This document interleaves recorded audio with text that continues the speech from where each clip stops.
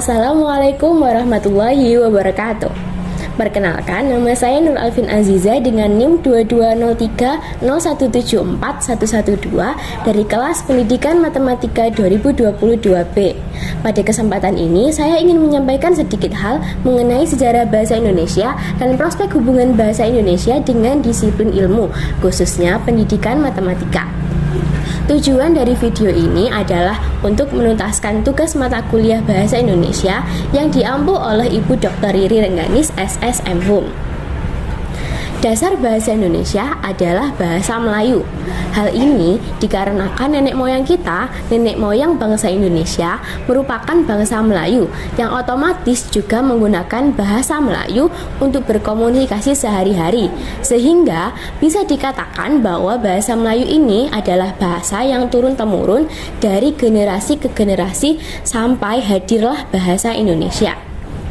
Selain itu, bahasa Melayu dipilih menjadi dasar bahasa Indonesia karena bahasa Melayu sudah familiar di masyarakat Nusantara. Pada kala itu, bahasa Melayu digunakan di berbagai bidang, khususnya bidang perdagangan yang pada saat itu menjadi bidang yang sangat populer. Bahasa Indonesia secara resmi menjadi bahasa Persatuan Bangsa Indonesia sejak diikrarkannya Sumpah Pemuda pada Kongres Pemuda II tanggal 28 Oktober 1928. Jika kita telaah lagi, ternyata bahasa Indonesia ini tidak murni dari bahasa Melayu saja, melainkan ada bahasa-bahasa lain yang diserap dan kemudian menjadi bagian dari bahasa Indonesia. Seperti contohnya bahasa Inggris, ada kata akun, akses. Dari bahasa Belanda ada kata gratis. Dari bahasa Arab ada kata rezeki, halal dan haram. Dari bahasa Sanskerta ada kata baca, dan masih banyak lagi. Hal ini membuktikan bahwa bahasa Indonesia merupakan bahasa yang dapat mempersatukan berbagai perbedaan, sehingga tidak ada yang merasa terdiskriminasi. Selanjutnya, yaitu hubungan antara bahasa Indonesia dengan matematika. Banyak sekali sumber-sumber belajar matematika yang berbahasa Inggris. Contohnya, pada mata kuliah kalkulus ada buku Thomas Kalkulus yang dijadikan acuan utama di beberapa kampus.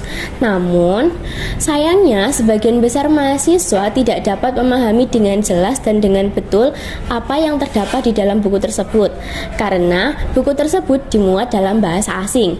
Nah, bahasa Indonesia menjadi aspek yang penting dalam pendidikan karena bahasa Indonesia ini digunakan sebagai bahasa pengantar utama bagi hampir semua instansi pendidikan, sehingga pengajaran yang diberikan dapat lebih dipahami oleh mayoritas peserta didik. Pada kasus buku acuan kuliah yang dimuat dalam bahasa asing, bahasa Indonesia sangatlah diperlukan agar mahasiswa dapat lebih memahami tentang apa materi yang dimuat dalam buku tersebut, sehingga pengetahuan dari mahasiswa dapat lebih luas lagi. Nah, demikian pemaparan yang dapat saya sampaikan. Apabila terdapat kesalahan, saya mohon maaf dan terima kasih atas waktu yang telah diluangkan. Akhir kata, wassalamualaikum warahmatullahi wabarakatuh.